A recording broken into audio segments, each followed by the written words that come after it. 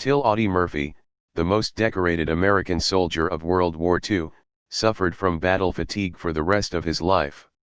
He endured chronic insomnia and recurring nightmares, and kept a loaded pistol under his pillow. He eventually took to sleeping alone in his garage with the lights on. Showing my age here, again. The novel, Cool Hand Luke, is the story of a WW2 veteran with really bad PTSD. He is portrayed as a fairly charismatic character, but while the movie makes Luke out to be some kind of heroic rebel, the book makes it very clear that he is badly damaged and dysfunctional. The banjo scene in the movie is very abbreviated. In the book it is the vehicle through which Luke recounts the horrors of the war. I really think it should be on the same shelf as All Quiet on the Western Front. It's worth reading, not just for the insight into the world of the WW2 veteran, but also because of the depiction of what life was like for a white convict on a chain gang. The author both served in the war and did time in Rayford Prison. If you ever need to know how to get your pants on and off while wearing leg irons, the book explains how in detail. The Department of Veteran Affairs fought so hard to against legitimizing PTSD so they wouldn't have to treat service members. I research veteran homelessness, and this is a huge contributor to why many vets become homeless. Hashtag if you know a homeless veteran, the VA is obligated to find them housing through their Housing First policy, https://www. VA. gov/homeless/jobs/model/housing first. ASP. WW1, Shell Shock. WW2, Battle Fatigue. Korea/Vietnam, 1000-yard stare. Gulf 1 and 2, PTSD. Now, combat stress reaction. You don't live through what he did, without some lasting psychological effects. Here's what I mean by that. He starred in a movie, called To Hell and Back, that was a biopic of his experiences in World War II. Hollywood actually had to tone down his exploits in the film, because nobody would otherwise believe that he'd actually done the shit he actually did.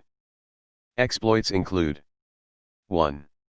Manning a 50 calories on top of a burning M10 tank destroyer to cover the retreat of his company, killing or wounding about 50 enemy soldiers.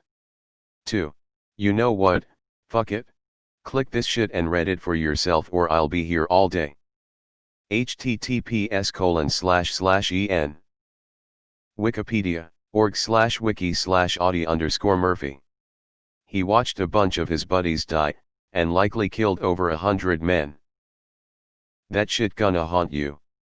Battle fatigue went through several revisions after its original term, shell shock, was deemed unhelpful. It later became known as operational exhaustion and finally post-traumatic stress disorder. Source: https://youtube.b/hsb8iakcs0, and All Along the Shore. Where cannons still roar.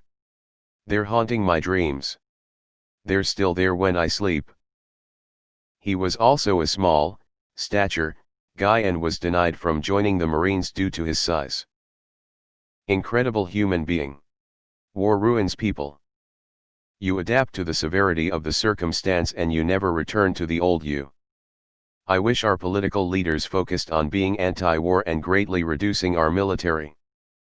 So much better to invest in infrastructure, healthcare, and social services than to keep fueling our war machine. Both Democrats and Republicans support a large interventionist military. Where is our leaders who are anti-military? And, one day in 1966 he told his ranch foreman that he was driving into town for an appointment. He didn't go to town, and he didn't return home that evening. Instead, he went to a desert motel, locked himself in a room, and over the next week he cold turkey detoxed from all the sleeping pills and tranquilizers the VA had prescribed to him. And then became the name for the God cheat on the first few Medal of Honor games, Audie Murphy mode. Same, I have to sleep on the couch with the TV going and keep my pistol next to me. I sleep only 2 to 3 hours a night if I can get to sleep at all. Shit is rough. Charlie Murphy slept on his couch with all the lights on, for this exact same reason.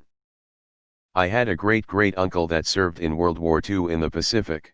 His job was to sneak behind enemy lines and kill as many Japanese as possible. I have heard he was either a sniper or a machine gunner. Supposedly he killed hundreds of people. Never had anyone shoot at him the entire war. Shot himself in his garage in the mid-50s. https://imager.com/rkvgd.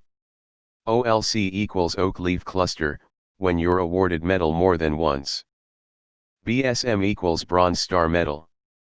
PH equals purple heart, for wounds sustained in combat. DSC equals distinguished service cross. SS equals silver star. The standard headstone at Arlington National Cemetery was still large enough to fit everything in, with these abbreviations. Shell shock, my great-uncle had it from WW1. He stuttered a lot. Refused to eat potatoes. Told me just a few stories from his service as I was very young. He was a very kind man. War makes victims of us all.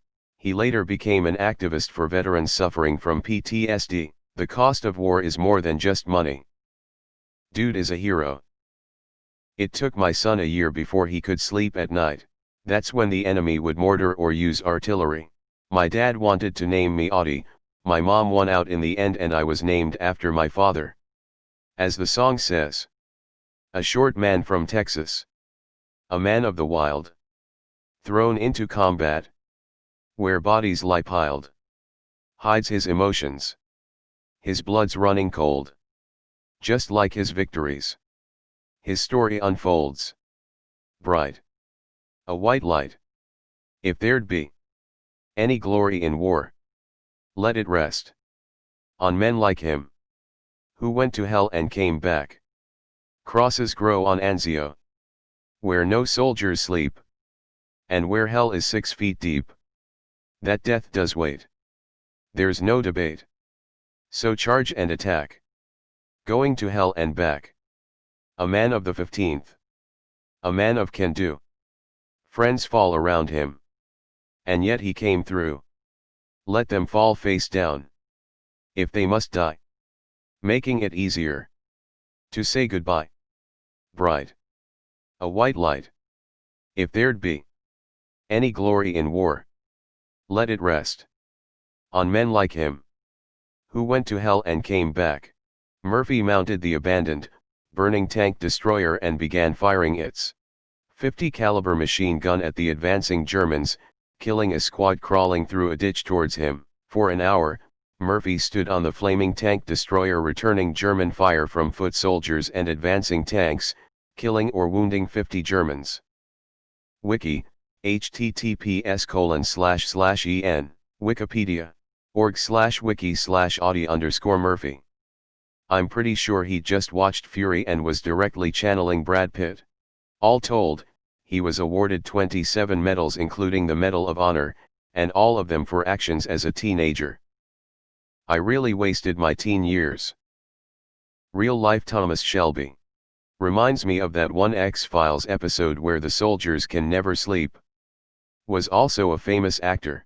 How I have never heard of this man nor his story is beyond me. So damn sad. I wonder if the movie business is as by choice or if he was coerced. Either way it seems he was haunted for the remainder of his life. I hope he has rested in peace. You mean he lived with the horrors of untreated and misunderstood PTSD for the remainder of his sad, fearfully mental tortured life. TIL battle fatigue as a euphemism for PTSD. Heartbreaking to learn that he was unable to get relief. Listen to Hell and Back by Sabaton. It's about him. I'm named after a character that Audie played in a movie, Destry. I like soldiers who don't suffer from intense trauma. The President of the United States, probably. Battle fatigue is some next level PR. His monument is right down the road from me. Poor man. Wars never end. That's brutal. I had a friend that spent time in one of the concentration camps. He slept in a bare room with the lights on because he too suffered from nightmares and would flail around and throw anything in the room that came to hand. And I was in his same unit in the army. I hate that they over the years softened up the language for describing PTSD. WWI shell shock 2 syllables, straight to the point and articulate. World War II, battle fatigue. Now we're at 4 syllables, less scary and serious sounding.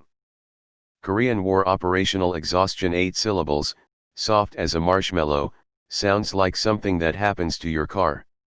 Vietnam War post-traumatic stress disorder 4 words, 8 syllables. It is to my understanding that if it was still called shell shock to this day, soldiers of the likes of World War II, Vietnam etc., would have gotten the help they needed, and shit like this wouldn't have been happening nearly the last 100 years. Edit George Carlin. LOL.